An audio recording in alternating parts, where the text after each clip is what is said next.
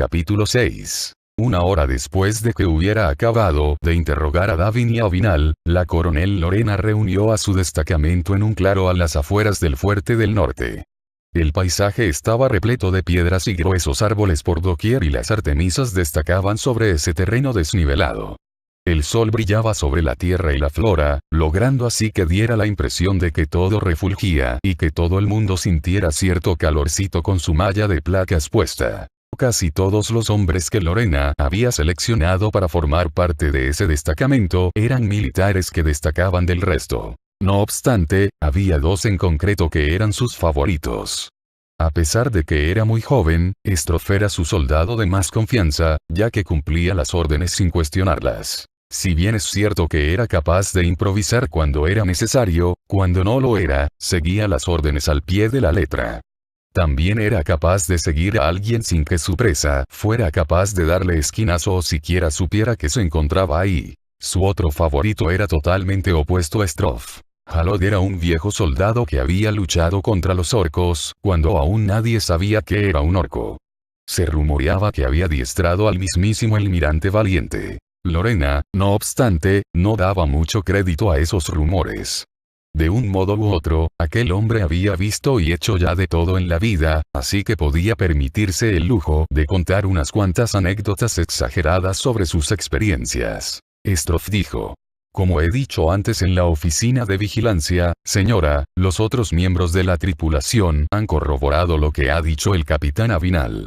No pudieron ver nada en la niebla. Dudo mucho que supieran a ciencia cierta que el Orgatar o los piratas estuvieran ahí. Y, si lo sabían, añadió otro soldado, un veterano llamado Paulo, no estaban en condiciones de ayudar a nadie. Los marineros con los que hablé parecían seguir aún muy asustados por lo que pasó ese día. Mal, que había servido en la armada de Azeroth hace años, asintió. No se lo puedo echar en cara. La niebla es lo peor. Uno no puede orientarse en ella. Normalmente, lo mejor es echar anclas hasta que se levanta. Me sorprende que no hicieran eso, a decir verdad. ¿Y todo esto qué más da? Quien había formulado esa pregunta era Halod. Lorena frunció el ceño. ¿Qué quieres de? Esos orcos diezmaron la flota del Almirante Valiente. Asesinaron a uno de los mejores hombres que jamás ha pisado la faz de la tierra. Si yo hubiera estado al mando del barco de Avinal, habría ayudado a los piratas. Es una vergüenza que Lady Valiente traicionara a los suyos con esos salvajes, que traicionara a su propio padre por ellos. Es una vergüenza que nos tenga haciendo esto cuando deberíamos estar persiguiendo a esos monstruos.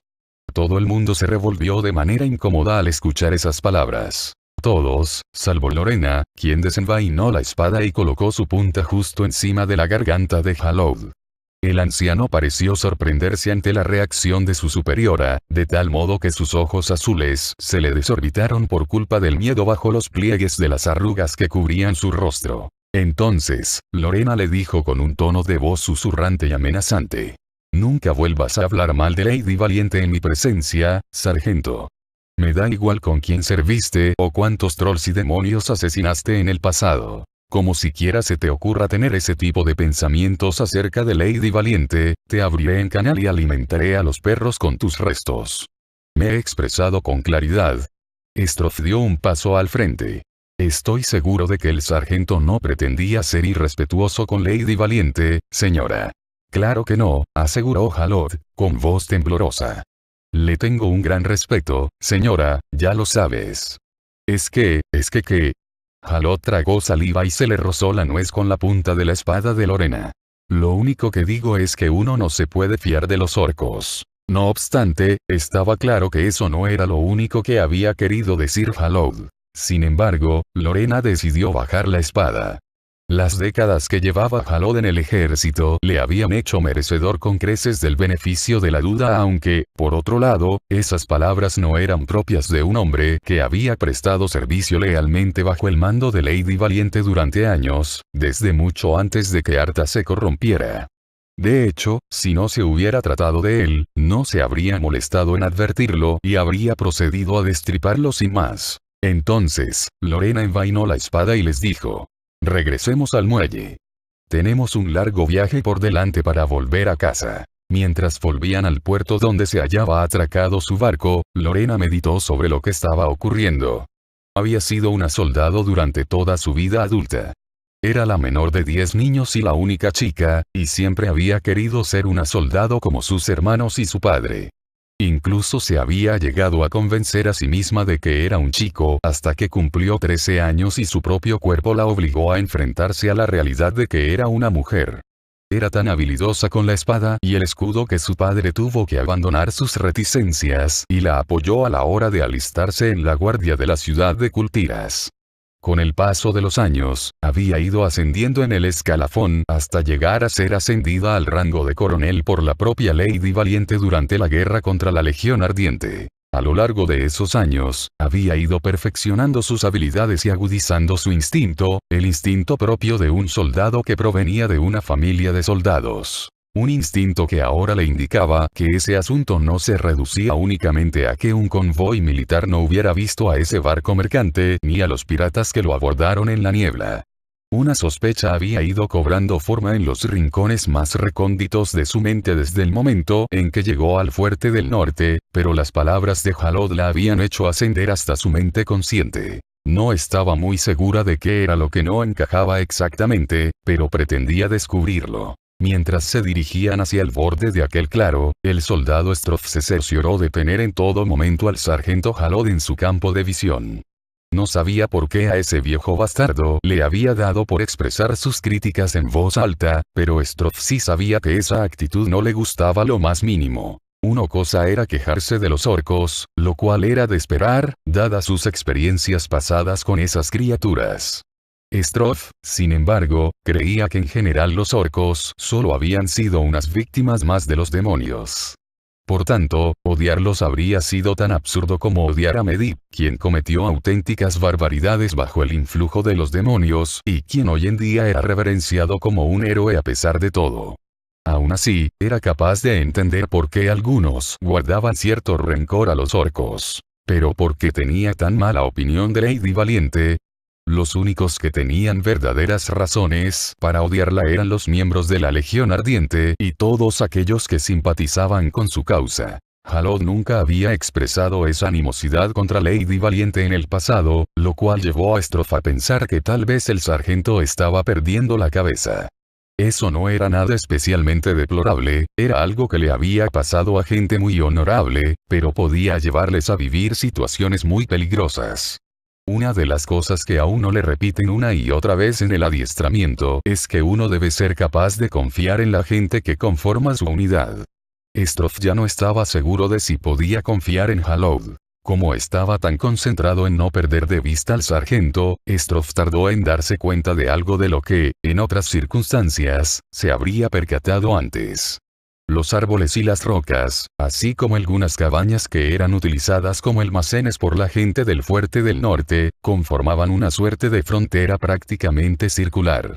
Mientras se aproximaban al borde de ese círculo, Stroff divisó a 4 figuras envueltas en capas que se escondían tras esos almacenes, los árboles o las rocas. Pese a que se encontraban muy bien ocultos, Stroff poseía una vista especialmente aguda. Emboscada. Nada más escuchar ese grito, los 7 se agacharon, se colocaron en posición de ataque y desenvainaron sus espadas. Simultáneamente, 7 figuras, Stroff no había visto a 3 de ellos, abandonaron sus escondrijos. Esos seres eran enormes y sus capas apenas disimulaban que eran orcos, aunque había que reconocer que lograban ocultar cualquier rasgo distintivo que pudieran poseer. Stroff se fijó en otra cosa mientras detenía el golpe de un garrote con el que uno de esos orcos pretendía reventarle la cabeza. En las capas portaban un emblema, una espada flamígera, a la altura del pecho. Pese a que ese símbolo le resultaba familiar a Stroff, no pudo tomarse su tiempo para cavilar al respecto, pues el orco que portaba esa capa estaba haciendo todo lo posible por acabar con su vida. El orco lanzó 3 garrotazos más que Stroff logró detener. No obstante, al tercero, logró acercarse a su adversario para propinarle una patada en el estómago. Como ese ataque lo pilló por sorpresa, el orco trastabilló y Stroff aprovechó para lanzarle una estocada con su espada. El orco, sin embargo, logró detener el golpe con el garrote. Por desgracia para el orco, Strof pudo tomar la ofensiva a partir de entonces. Lo atacó con diversas estocadas y golpes intentando sorprender al desprevenido orco, pero su enemigo estaba muy bien entrenado y poseía unos reflejos increíblemente rápidos. Además, ahora estaba preparado para todas las patadas o puñetazos que el humano pudiera intentar darle.